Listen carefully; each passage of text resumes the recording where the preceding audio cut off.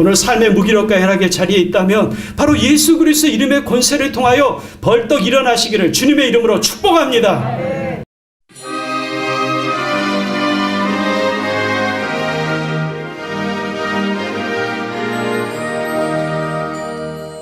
할렐루야.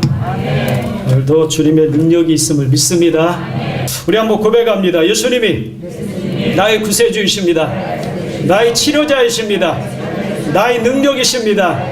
예수님 덕분에 나는 구원받았고 영생을 소유했고 날마다 승리합니다. 승리했습니다. 응답 받았습니다. 아멘. 그 복음을 가지고 한 주간도 넉넉히 승리하시기를 주님의 이름으로 축복합니다. 오늘 함께 봉독한 말씀을 통해서 우리 제목 다시 한번 따라합니다. 삶의 우선순위. 이 삶의 우선순위가 무엇인가? 특별히 5월은 가정의 달입니다. 우리 믿음의 자녀들은 이 또한 우리의 삶의 자녀들에게 무엇을 물려줘야 될까요?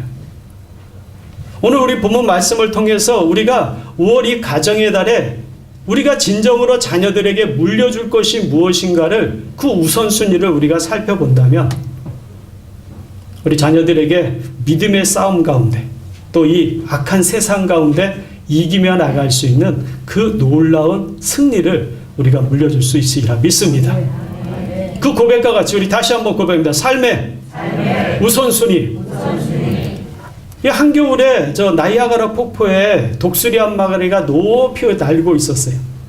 먹을 것이 다 떨어진 꽁꽁 얼어붙은 그와 같은 주변이기에 이 독수리는 먹을 것을 찾기 위해서 창공에서 끊임없이 아래를 쳐다봅니다. 그리고는 그 나이아가라 폭포로 흘러내려오는 그 물줄기 위에 커다란 얼음 덩어리가 하나가 둥실둥실 떠내려오는 것을 보게 됩니다. 그리고는 잽싸게 그 얼음 덩어리 밑으로 내려가는 것이었어요. 왜냐하면 그 얼음 덩이 위에는 닭 한 마리가 얼어서 거기에 죽어 있었기 때문에 그렇습니다. 얼음 덩어리에 내려서 사정없이 그 굶주림을 해결하기 위해서 부리를 가지고 그 닭을 뜯어먹기 시작합니다. 다리가 자꾸 이 발이 얼음 속으로 들어가는 것 같지만 탁탁 털어내면서 끊임없이 먹는 데 집중을 합니다. 왜냐하면 아무리 어려움이 있어도 자신이 갖고 있는 그 커다란 힘센 날개로 언제든지 창공으로 날아오를 수 있다고 이 독수리는 여겼기 때문입니다. 그런데 이 얼음이 둥둥둥둥 떠내려가서 나이아가라 폭포 끝자락에 거의 다가왔는데도 이 독수리는 먹는데 자신의 온 힘을 다합니다. 그리고는 그 큰 얼음 덩어리가 나이아가라 폭포 밑으로 떨어지는 찰나에 날개를 쭉 펴갖고는 하늘로 날으려고 날개짓을 하는데 그 닭의 털에 달라붙어서 얼어붙은 그 발이 떨어지질 않는 거예요. 그리고는 끝내 어떻게 해요? 나이아가라 폭포에 떨어져서 그 생명을 잃게 되었다고 합니다. 사랑하는 성도 여러분, 이 독수리에게는 무엇이 가장 우선순위가 되었어야 할까요? 그 커다란 힘센 날개였을까요? 아니면 그 맛있는 닭이에서 나오는 그 맛있는 만족감일까요? 아니라는 것입니다. 바로 그 독수리가 가장 우선순위로 되었던 것은 자신의 생명을 살리는 것, 그 생명이 가장 우선이 되었다는 것을 우리는 이 이야기를 통해서 깨달아 알 수 있게 됩니다. 성경도 우리에게 이렇게 얘기합니다. 마태복음 16장 26절입니다. 사람이 만일 온 천하를 얻고도 제 목숨을 잃으면 무엇이 유익하리요? 사람이 무엇을 주고 제 목숨과 바꾸겠느냐?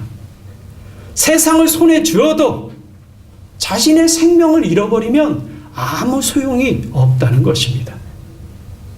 그래서 살아가는 이 인생은 삶의 우선순위가 무엇인가를 분명하게 알고 살아가는 것이 가장 중요하다는 것입니다. 이 본문 말씀, 오늘 우리가 함께 읽은 이 본문 말씀에는 그렇다면 삶의 우선순위가 무엇인가를 알게끔 잘 드러나고 있습니다. 첫째로 서러운 미문입니다. 오늘 본문은 베드로와 요한이 기도하러 성전에 올라가는 것으로 시작을 합니다. 사도행전 3장 1절입니다. 제9시 기도 시간에 베드로와 요한이 성전에 올라가 있어요. 그 당시에 경건한 유대인들은 기도를 규칙적으로 시간을 정해놓고 기도를 했습니다. 유대인의 시간으로요, 바로 6시, 9시, 그리고 3시, 6시, 9시입니다. 우리 시간으로 얘기하면 여기에 6을 더하면 바로 우리의 시간이 되는 것입니다. 바로 오전 9시, 12시, 오후 3시에 그들은 규칙적으로 시간을 정해놓고 하나님 앞에 기도를 했다는 것입니다. 이와 같은 것, 이 유대인의 기도, 규칙적인 기도는 우리도 본받고 따라야 되는 것이 참 좋습니다. 왜냐하면 이 기도를 통해서 진정으로 우리의 삶, 하나님과 만나는 삶이 더 깊어지기 때문에 그렇습니다. 물론 내가 기도하고 싶을 때 기도하는 것도 유익이 되고 좋습니다. 그러나 규칙을 정해서 기도한다고 하는 것은 기도에 대한 하나님에 대한 분명한 계획과 하나님의 뜻을 알 수 있는 그런 순간이 더 풍성하다는 것입니다. 또한 내가 규칙적으로 기도하게 되면 그것이 습관이 되어서 한 주간이 아니라 평생의 삶 가운데 신앙의 은혜를 유지할 수 있게 되는 것입니다. 그래서 예수님도요, 그 기도를 규칙적으로 하는 것을 우리에게 본으로 보여주셨습니다. 마가복음 1장 35절입니다. 새벽 아직도 밝기 전에 예수께서 일어나 나가 한적한 곳으로 가사 거기서 기도하시더니, 이 전능하신 하나님의 아들이신 예수님도 이렇게 규칙적으로 기도를 했다면 우리도 따라야 합니다. 왜냐하면 이 기도 안에서 하나님과 친밀한 교제 가운데 하나님의 뜻과 은혜를 우리가 날마다 경험하기 때문에 그렇습니다. 이 시간에 그와 같은 결단이 있으시기를 주님의 이름으로 축복합니다. 이 유대인이었던 베드로와 요한은 이 습관에 따라서 성전에 올라가 기도하는 것입니다. 그때 성전 미문에 앉아있는 한 거린을 보게 됩니다. 사도행전 3장 2절입니다. 나면서 못 걷게 된 이를 사람들이 메고 오니 이는 성전에 들어가는 사람들에게 구걸하기 위하여 날마다 미문이라는 성전문에 두는 자라. 이 예루살렘 성전에는 8개의 문이 있습니다. 그 중에 이 미문은 동쪽에 있는 문을 미문으로 칭합니다. 그런데 미문이라는 것은 우리 다 아는 것과 같이 The Beautiful Gate, 너무나 그것이 아름답고 장엄하고 화려해서 사람들이 아름다운 문이다, 그렇게 지칭하면서 그 문을 사람들이 바라보는 것입니다. 그 화려한 문 앞에 나면서 걷지 못해 가장 초라해 보이는 한 거린이 그 앞에 앉아 있다고 생각해 보십시오. 그 거린이 어떠한 마음과 심령이었을까요? 제가 오래전에 지인을 강남에 있는 아주 큰 호텔 로비에서 만나기로 한 적이 있습니다. 제가 좀 일찍 도착했기에 그 로비에서 기다리는데 그 안에 내부의 로비가 얼마나 화려한지 모르는 거 있어요. 그 화려한 것을 보다 보니까 갑자기 어떠한 마음이 들었냐면 제가 하염없이 초라해 보이는 거예요. 너무나 초라해 보여서 그때 생각이 어떤 생각만 들었냐면 빨리 이 자리를 벗어나고 싶다. 여기 있기 싫다. 내가 왜 이렇게 초라하게 여겨지지? 막 그런 마음이 들었던 적이 있어요. 사랑하는 성도 여러분, 생각해 보세요. 멀쩡하게 생긴 저도 화려한 데 앞에 가면 그렇게 초라하게 여겨지는데 나면서 걷지를 못해서 평생 사람들에게 구걸하며 살아가는 그 거린의 마음은 그 미문 앞에서 어떠한 마음이 들었을까요? 아마 그 미문을 바라볼 때마다 끊임없이 아마 처량한 마음이 들었을 것입니다. 자신을 초라하게 하는 그 미문이 도리어 자신의 삶 가운데 아름다운 문이 아니라 서러운 문이 되었다는 것이죠. 그런데 이와 같은 것, 그런데도 그 서러운 문 앞에서 어떻게 해요? 저는 얼른 그 강남에 있는 호텔 로비에서 나올 수 있었어요. 그러나 이 거리는 나가고 싶어도 나갈 수가 없는 것입니다. 왜냐하면 그 자리가 바로 자신의 삶에 먹고 살고 살아갈 수 있는 삶의 터전이었기 때문에 나갈 수 없었다는 것입니다. 왜냐하면 그 당시 유대인들은요, 성전에 들어가면서 나가면서 거린이 있으면 동전 하나를 갖고 휙 던질 때 그 동전이 땡그랑 떨어지는 소리를 듣고 나는 하나님 앞에 복 받았다라고 성전에 들어갔기 때문에 그렇습니다. 그래서 예수님도 남을 도울 때 말씀드린 것 같이 오른손이 하는 일을 왼손이 모르게. 그래서 유대인들, 특별히 바리새인과 사두개인들이 그 선한 일을 하면서도 예수님한테 질책을 받은 이유는 동전 하나가 떨어지면 어때요? 땡그랑 소리에 모든 사람들의 시선이 다 그쪽으로 가는 겁니다. 그때 자신이 어깨를 피면서 나는 좋은 일 했다, 복 받을 일 했다, 그렇게 외치고 나가는 그 가식하는 모습을 버리라고 예수님은 질책하신 것입니다. 자신의 삶이 너무나 부끄러워도 그 자리를 떠날 수 없는 것은 빵이나 동전 한 입을 얻기 위한 그의 간절한 소망이었다는 것입니다.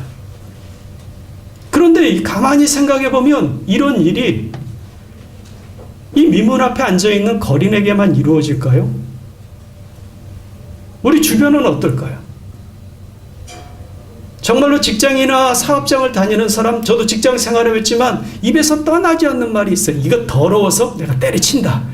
내 이게 당장 때려치고 이제 다시는 안 한다. 그렇게 외치고는 있지만 그 다음날이 되면 다시 고개 숙이고 가서 그 일을 할 수밖에 없는 것은 그 자리가 나의 삶의 자리요, 내가 생활할 수 있는 자리라고 여기기 때문에 그렇습니다. 또 어떤 사람들이 있나요? 하고 있는 사업장과 하고 있는 일이 너무나 안 돼서 내던지고 싶지만 달려가는 자전거가 멈추면 넘어질까 봐 지금도 마지못해서 그 일을 하면서 가슴을 치면서 통곡하고 있는 것이 바로 이 미문 앞에 앉아있는 거린의 모습과 거의 유사하다는 것입니다. 이 거린, 오직 자신의 삶, 자신을 먹고 사는 그 육신의 삶에 묶여있는 이 삶, 그래서 이 거린은요, 실은 삶의 절망 가운데 빠져있는 그런 삶이었다는 것입니다. 그런데 삶의 절망만 빠져있는 것은 아닙니다.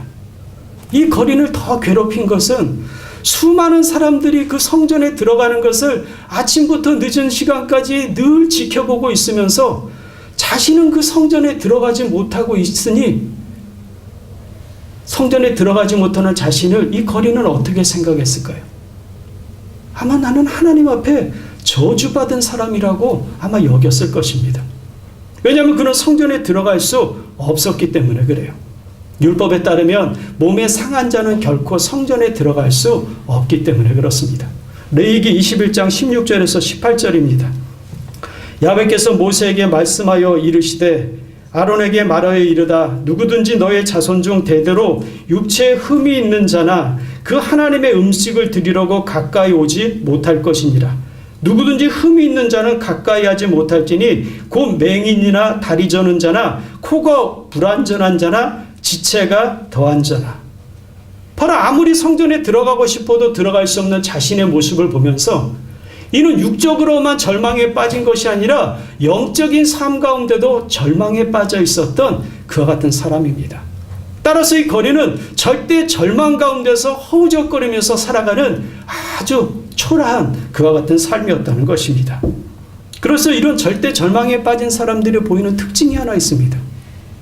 그것은요, 오직 머릿속에는요, 먹고 사는 것밖에 없어요. 오직 내 욕구와 내 욕망만을 채우는 먹고 사는 것밖에 머릿속에 떠오른 것이 없기 때문에 늘 어디서 무엇을 내가 얻는 것만을 생각하는 그런 삶이라는 것입니다. 이런 절대 절망의 삶에 바로 예수 그리스도가 오신 것입니다. 예수님 이렇게 말씀하십니다. 마태복음 6장 25절입니다. 그러므로 내가 너희에게 이르노니 목숨을 위하여 무엇을 먹을까 무엇을 마실까 몸을 위하여 무엇을 입을까 염려하지 말라. 목숨이 음식보다 중하지 아니하며 몸이 의복보다 중하지 아니하나. 예수님이 이 땅에 오신 것을 이 가정의 달에 더 감사하시기를 주님의 이름으로 축복합니다. 외형은 아름다운 미문이었으나 이 거린에게는 쳐다볼 때마다 서러움의 문이 바로 미문이었다는 것입니다. 그런데 예수님이 오시자 어떠한 일이 벌어지냐. 두 번째로 서러움이 기쁨으로 바뀐다는 것입니다. 거린은 그날도 성전에 앉아 휘황찬란한 미물을 보자 갑자기 서글픔이 막 몰려오는 것입니다. 이전에 상처가 다시 또 아주 올라오는 것이요. 그래서 서글퍼하고 있는 그때 바로 성전에 들어가는 두 사람 베드로와 요한을 보게 됩니다. 그는 습관적으로 이렇게 얘기합니다. 한 푼 줍시오. 복 받을 것입니다. 사도행전 3장 3절입니다. 그가 베드로와 요한이 성전에 들어가렴을 보고 구걸하거든. 그 머릿속에는 오직 먹고 사는 것밖에 없기 때문에 한 푼의 돈이나 아니면 빵을 얻기 위해서 그는 습관적으로 이야기한 것입니다. 그런데 이 거린에게 그 말에 화답이라 하듯이 베드로가 이런 얘기를 합니다. 사도행전 3장 4절입니다. 베드로가 요한과 더불어 주목하여 이르되 우리를 보라 하니, 이 보라라고 하는 말에 뭔가 큰 것을 기대하면서 손을 쭉 내밀고 엎드려 있던 허리를 피면서 고개를 들어서 베드로를 쳐다보자 뭔가를 줄 거라고 하는 그 기대감에 베드로는 전혀 다른 행동으로 이야기합니다. 우리가 아는 것 같이 사도행전 3장 6절에서 7절입니다. 베드로가 이르되 은과 금은 내게 없거니와 내게 있는 이것을 내게 주노니 나사렛 예수 그리스도 이름으로 일어나 걸으라고. 바로 빵을 구했던 그에게, 한 푼이라고 동전을 구했던 그에게 베드로는 예수 그리스도의 이름을 먼저 주었다는 것입니다. 베드로는 본 것입니다. 이 거린에게 진정 필요한 것은 은과 금이 아니라 바로 예수 그리스도 이름의 권세가 먼저 채워져야 그 절대 절망의 삶에서 절대 소망의 삶으로 바뀔 것을 알았다는 것입니다. 베드로는 거린에게 영적인 충만함을 먼저 가득 채워주자 어떠한 일이 일어납니까? 오늘 성경 말씀 사도행전 3장 7절입니다.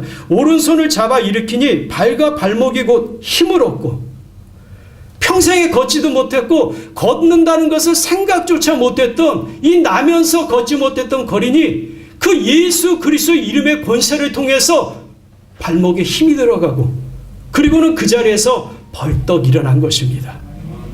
오늘 삶의 무기력과 쾌락의 자리에 있다면 바로 예수 그리스도의 이름의 권세를 통하여 벌떡 일어나시기를 주님의 이름으로 축복합니다.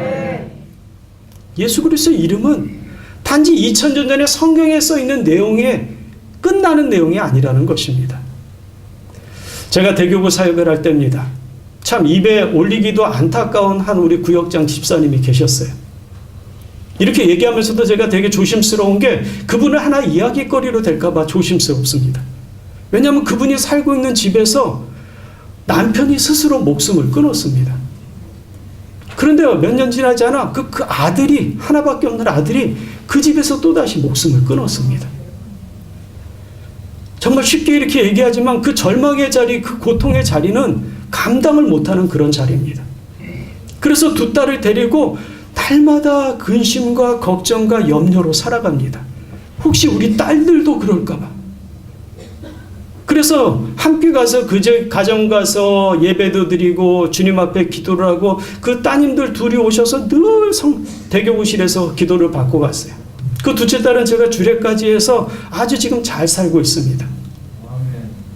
그런데 어떠한 일이 있느냐? 그래서 그 집을 팔고 이제 사당 쪽으로 이사를 가고자 사당 쪽에 집을 샀어요. 그래서 저를 청해서 목사님 이것이 제가 이사갈 집입니다. 보여주는 거예요. 그러면서 자신이 어떻게 했느냐? 그 두려움 때문에 그 집을 7바퀴 돌면서 여호수아와 같이 하나님 앞에 끊임없이 기도했다는 것입니다. 예수님의 이름을 부르고 예수님의 이름으로 기도하고 예수님의 이름으로 끊임없이 간구했다는 것입니다. 그리고는 그 가정에 가서 제가 예배를 드리고 평안한 삶을 살아가라고 나왔는데 예배 드린 그날 나오다가 털푸덕 넘어졌는데 다리를 다쳤다는 거예요. 목사님 제가 어떻게 했어요? 예배를 드렸는데 이런 일이 있어서 이거 제가 능력도 없는 거고 이게 뭔가 하는 생각을 들었지만 제가 생각하는 것은 아무 문제가 아니었어요. 그 구역자님은요 예수 그리스도의 이름의 권세를 알았습니다. 그래서 예수님의 이름으로 또다시 물리치면서 예수님이 발목을 치료해 주십시오. 이 발목을 고쳐 주십시오. 이 발목이 깨끗이 낫게 해 주십시오. 기도하자 발목이 갑자기 시원하면서 깨끗이 나았다는 것입니다. 그런데 나은 것으로 딱 끝나면 얼마나 좋을까요? 아침에 일어났는데 다시 또 발목이 아프기 시작되는 거예요. 그러자 마음속에 어떠한 생각이 들었느냐? 아이고 역시나 똑같이 그렇구나 라고 하는 그런 생각이 들어올 찰나에 주님께서 예수님의 이름의 권세를 다시 생각나게 하십니다. 아멘. 그래서 예수님의 이름의 권세로 또다시 발목은 나을지어다. 예수님의 이름으로 깨끗이 나을지어다. 나는 깨끗이 나았다. 끊임없이 선포하자 그 발목이 정말로 튼튼하게 그 아픔의 통증이 다 사라지고 깨끗하게 치료받았다는 것입니다. 사랑하는 여러분, 예수님의 이름의 권세는 단지 2000년 전에 예수님이 행했던 일이 아니라 지금 이 시간에도 그 예수님의 이름의 권세를 믿으면 주님께서 놀라운 기적으로 능력을 나타냄을 믿습니다. 어떠한 상황 가운데서도 흔들리지 마시고 예수 그리스도의 이름의 권세를 가지고 끝까지 싸우시기를 주님의 이름으로 축복합니다. 삶의 무기력의 자리에 예수님의 보혈을 바르시기 바랍니다. 생각 속에 예수님의 보혈과 예수님의 이름의 권세로 채우시기 바랍니다. 우리의 생각 속에 예수님의 보혈이 채워지면 그러므로 그리스도 예수 하는 자에게는 결코 정죄함이 없나니 이는 그리스도 예수 안에 있는 생명의 성령의 법이 너희를 죄와 사망의 법에서 해방하였다고 하는 생명의 권세가 가득 차게 될 것입니다. 그런 승리를 보시길 축복합니다. 예수님의 보혈을 끊임없이 육신의 이름의 권세로 바르시길 바랍니다. 그가 찔림은 우리의 허물 때문이요 그가 상함은 우리의 죄악을 인함이라. 그가 징계를 받음으로 우리가 평화를 누리고 그가 채찍에 맞음으로 우리가 나음을 입었음을 믿습니다. 무엇보다도 예수님의 보혈을, 그 이름의 권세를 가정 가운데 뿌리시길 바랍니다. 이스라엘 백성들은요, 속죄일이 되면요, 대제사장이 짐승의 제물의 피를 가지고 지성전에 들어가, 지성소에 들어가 그 속죄소에 그 제물의 피를 뿌리면 그 속죄소를 덮고 있는, 그 속죄소의 밑에 있는 율법의 모든 것이 다 용서함을 받는 겁니다. 그것이 바로 주님이 레위기의 말씀을 통해서 길을 마련해 온 것입니다. 율법이 아무리 그 강한 삶의 무기력을 잘라내고 진멸시키려고 할지라도 그 율법을 덮고 있는 법궤의 속죄소 위에 제물의 피가 뿌려지면 그 율법의 모든 것을 다 용서받는 것, 그것이 바로 유대인들이 이야기하는 속죄일입니다. 따라서 우리의 삶 가운데 예수 그리스도의 보혈을 내 가정 가운데, 내 사업장 가운데, 내 주변에 내 자녀들에게 끊임없이 뿌리며 나간다면 예수님의 이름의 권세가 모든 것을 책임져 주리라 믿습니다.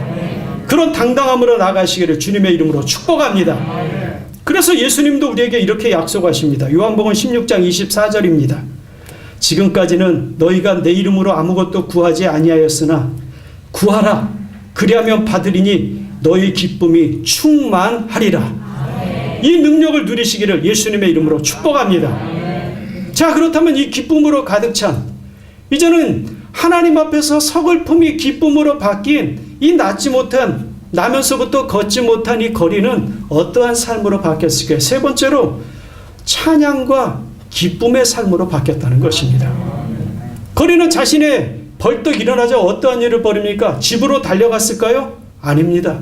아니면 자기를 멸시하고 조소했던 사람들에게 복수하러 갔을까요? 그렇지 않다는 것입니다.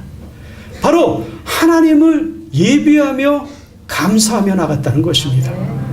오늘 사도행전 3장 8절입니다. 뛰어서서 걸으며 그들과 함께 성전으로 들어가면서 걷기도 하고 뛰기도 하며 하나님을 찬송하니. 이 말씀을 통해서 우리가 아는 것은 무엇일까요? 바로 거린에게 필요했던 것은 은가금이 아니었다는 것입니다. 그가 진정 필요했던 것은 자신의 삶 속의 영적인 회복과 은혜를 통해서 기뻐 뛰며 나가는 나사렛 예수 그리스도의 이름의 권세가 바로 이 거린에게는 필요했다는 것입니다. 오늘 시간에 나사렛 예수 이름의 권세를 다 누리시기를 주님의 이름으로 축복합니다. 이것이 우선순위가 되시기를 축복합니다. 영적으로 하나님이 채워주시면요, 육적인 것은 저절로 해결이 됩니다. 제가 성가국, 지금은 이제 찬양대로 바뀌었지만 교회에서 그곳에 교구를 만들라고 하는 명령을 받고 올라간 적이 있어요. 그 사역을 감당할 때 지금은 없어졌지만 율동대학이라는 게 있었어요. 거기 회장님이 갑자기 수요일 날 부친상을 당해갖고 이 보라매 병원에서 예배를 드려야 된다고 하는 겁니다. 그런데 그 전 주일날 이 나사렛 성가대, 사부 성가대가 기도원에 올라가서 성령대망의를 했어요. 그래서 말씀을 전하고 그분들 한 분 한 분 다 안수를 하는데 인원이 많다 보니까 허리가 비틀어지고 이쪽으로 하다가 허리가 뚝 했는데요. 그 다음부터 허리가 제대로 움직이질 않는 거예요. 그래서 그날 수요일 날도 꼼짝을 못하고 끙끙거리면서 교회 와서 앉아있는데 이 위로 예배를 드리러 가야 된다 그러니까 갑시다. 그러고 지하 주차장으로 내려갔는데요. 수요일 날이라서 제 차가 저 구석에 들어가 있는데 차들이 다 막고 있어서 차를 뺄 수가 없는 거예요. 또 그날은 눈도 많이 왔었어요. 그래갖고 버스를 타려고 택시를 탈까 하다가 혹시 버스가 더 안전할 것 같아 버스를 타고라고 요 초원 아파트 옆길을 나가는데 거기 눈이 한참 있는 겁니다. 조심해서 걷다가 쭉 미끄러졌어요. 그런데 어떤 일이 났느냐? 쭉 미끄러지면서 그랬는데 우두둑 그러면서 몸이 허리가 다 맞춰진 겁니다. 그래갖고 건강한 모습으로 버스를 타고 가서 위로 예배 드리고 아주 기쁜 마음으로 다시 대성전 5층 또 이 성가국 제 자리에 가서 주님 앞에 감사하면서 역시 우리 하나님은 치료하시고 영적인 충만함이 있으면 삶의 문제를 다 해결해 주신다고 하는 그 놀라운 기쁨을 제가 경험했던 적이 있습니다. 먼저 영적인 삶을 채우시기를 주님의 이름으로 축복합니다. 그래서 예수님도 이렇게 얘기합니다. 마태복음 6장 33절입니다. 그런즉 너희는 먼저 그의 나라와 그의 의를 구하라. 그리하면 이 모든 것을 너희에게 더하시리라. 여러분, 여러분의 힘으로 여러분의 문제 해결하려고 하지 마시기 바랍니다. 영적으로 충만하게 채워서 하나님 앞에 믿음의 삶으로 주님 앞에 준비되어 나가면 하나님께서 살피시는 그 하나님께서 우리의 삶의 문제와 연약함을 다 해결해 주리라 믿습니다. 그런 믿음으로 당당하게 나가시기를 주님의 이름으로 축복합니다. 그렇다면 이 성전 앞에 앉아있던 사람들은 그 걷지 못하는 사람을 보고 어떻게 했을까요? 저 사람 내가 아는데 저 사람 나면서부터 걷지 못했는데 어떻게 저렇게 됐지? 궁금해했을 것입니다. 그때 베드로가 무엇이라고 얘기합니까? 내가 일으켰어. 나를 따라와. 1번 이렇게 했을까요? 아니면 2번 예수님이 일으키셨습니다. 이렇게 했을까요? 이렇게 쉬운 것도 대답이 적절하지 않으면 설교하는 제가 흔들릴 수밖에 없죠.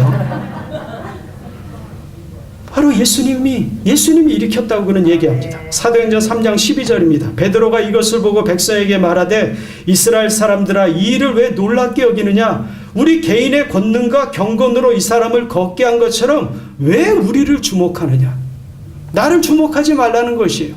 그럼 누구를 주목해야 되느냐? 베드로는 이렇게 얘기합니다. 사도행전 3장 16절입니다. 그 이름을 믿음으로 그 이름이 너희가 보고 아는 이 사람을 성하게 하였나니 예수로 말미암아 난 믿음이 너희 모든 사람 앞에서 이같이 완전히 낫게 하였느니라. 아멘. 이런 은혜가 있기를 주님의 이름으로 축복합니다. 아멘. 베드로는 오직 예수 그리스도 그분이 일으키셨다는 것입니다. 예수님의 이름을 가지고 일으켰다는 것입니다. 그 이름의 권세가 오늘도 시럽인 선교연합회 또 다른 부흥과 하나님의 놀라운 우리의 삶의 문제 해결이 되기를 주님의 이름으로 축복합니다. 아멘. 따라서 우리가 이 말씀을 통해서 깨달아 아는 것은 한 개인이 받는 축복과 한 개인이 치료받는 응답은 한 개인으로 끝나는 것이 아니라는 것입니다. 나 한 사람의 응답받음과 치료받음이 누구에게요? 모든 사람에게 예수님이 바로 그리스도이심을 전파하며 나가는 삶. 이것이 바로 하나님께서 우리에게 진정한 축복과 회복과 능력의 삶을 채워주시는 목적이라는 것입니다. 이것을 우선순위로 가지시길 축복합니다. 가정에 다른 것이 아닙니다. 세상의 어떠한 것보다도 내가 예수 그리스도의 이름의 그 권세와 능력을 내 자녀들에게 물려주겠다고 하는 확신과 결단이 있는 그 날이 바로 이 가정의 날, 기쁨의 날이 되리라 믿습니다. 세상에 아무리 풍요로워도요 자식들의 문제의 눈물을 닦아줄 수 없습니다. 오늘 어버이날입니다. 부모님들이 아무리 자식들이 좋은 선물을 가지고 그 어버이의 고통과 어려움을 선물로서 해결해 줘도 그 부모님들의 눈물을 닦아줄 수 없다는 것입니다. 오직 부모님들과 자녀들의 눈물을 닦아줄 수 있는 것은 만군의 야훼 하나님 오직 예수 그리스도 그 한 분밖에 없음을 믿으시고 끊임없이 예수님이 그리스도이심을 자녀들에게 증거하며 나가시는 우리 믿음의 자녀들 되시기를 주님의 이름으로 축원을 드립니다. 이런 고백이 있어야 오늘도 기적의 삶, 능력의 삶을 경험하게 되는 것입니다. 그렇다면 생각해 보시기 바랍니다. 베드로가 그 기도의 성전에 올라갈 때 그 성전의 미문에 앉아 있었던 거린을 그날 처음 봤을까요? 아마 그렇지 않다는 것입니다. 그 미문에 앉아있던 거린은 수도 없이 늘상 보았을 것입니다. 그런데 왜 그날만은 그 거린이 베드로의 눈에 들어왔을까요? 하나님을 두려워하고 예수님이 십자가에서 돌아가시자 이제는 모든 것이 끝났다고 생각했던 그들에게 예수님은 약속의 말씀대로 오순절날 성령으로 임하십니다. 아멘. 그들이 모인 곳에 하늘의 불에 갈라지는 것들이 각각 그들에게 임하자 그들이 다 성령의 충만함을 받고 성령의 말하게 하심을 따라 다른 말을 하기 시작합니다. 그 성령의 충만함을 받자 이제는 자신들이 지금까지 가지고 있었던 그 작은 소경과 두려움이 사라지게 된 것입니다. 죽으면 죽으리라 성전에 올라가 복음을 전하러 기도하러 올라간 그에게 그날따라 그 거린이 눈에 들어옵니다. 왜 들어왔을까요? 성령님이 말씀하신 겁니다. 베드로야, 내가 저를 일으키겠다. 내가 저를 일으키겠다. 아멘. 너는 가서 선포하기만 해라. 아멘. 그 약속의 말씀을 듣고 나가서 베드로는 예수님의 이름의 권세로 그들에게 채워주고 선포하자 주님께서 친히 그를 일으키시고 능력의 삶으로 만들어 주신 것입니다. 아멘. 그래서 성경은 이렇게 얘기합니다. 요한복음 14장 26절입니다. 보혜사 곧 아버지께서 내 이름으로 보내실 성령 그가 너희에게 모든 것을 가르치시고 내가 너희에게 말한 모든 것을 생각나게 하리라. 아멘. 성령의 충만함을 받는 이유가 바로 이것입니다. 성령의 충만함을 받으면 늘상 있었던 일이 새롭게 우리의 심령 가운데 다가오게 됩니다. 아멘. 이전에 몰랐던 일이 성령님이 가르쳐 주심을 통해서 당당하게 남편에게 복음을 믿으시라고 얘기할 수 있게 되는 것입니다. 아멘. 믿지 않는 부모님들에게 예수님이 그리스도시라는 예수님의 이름의 권세를 선포할 수 있게 되는 것입니다. 아멘. 그때 그 성령님의 말씀에 순종하신다면 걷지 못했던 나면서부터 이 거린이 성령님을 통해서 걷게 되고 뛰게 돼서 성전에 들어가 찬양하며 나갔던 그 놀라운 은총이 바로 우리의 삶 가운데 이루어지리라 믿습니다. 아멘. 우리의 가정 가운데 직장 가운데 이루어지리라 믿습니다. 아멘. 우리의 또한 실업의 선교 연합회 또 다른 부흥의 능력이 되리라 믿습니다. 따라서 영적인 부분을 먼저 채우시기 바랍니다. 하나님의 예배 가운데 회복이 되시기를 축복합니다. 하나님의 말씀으로 심령이 새롭게 돼서 엠마오로 갔던 제자들이 깨닫지 못했던 그 예수 그리스도의 그 기쁨과 승리를 깨닫게 되시기를 주님의 이름으로 축복합니다. 그럴 때 우리의 삶의 문제와 삶의 여리고성은 다 무너지고 가나안 땅을 점령했던 놀라운 축복이 바로 여러분 것이 되시라 확신합니다. 그런 믿음으로 당당하게 나가시기를 주님의 이름으로 축복합니다. 말씀을 마무리합니다. 독수리는 자신의 욕구와 욕망만을 채우기 위해서 생명을 잃어버렸어요. 그러나 우리 믿음의 사람들은 예수 그리스도 이름의 권세를 통해서 그 영원한 영생과 부활의 생명을 끊임없이 보존하며 그 생명을 우리의 가정 안의 자녀들에게 끊임없이 흘려보내는 그런 믿음의 삶이 되시기를 축복합니다. 아멘. 그러기 위해서는 예수님의 이름의 권세를 끊임없이 사용하시기를 축복합니다. 아멘. 또한 성령님의 인도하심과 이끌어주심을 맛보시기를 축복합니다. 아멘. 끝으로 예수님이 그리스도이신 것을 끊임없이 증인의 삶으로 살아간다면 오늘 내가 구하고 찾고 두드리는 모든 것에 좋으신 하나님께서는 갑절의 권능으로 채워주리라 믿습니다. 그런 믿음으로 당당하게 나가시기를 예수님의 이름으로 축원을 드립니다. 축원을 드립니다. 축원을 드립니다.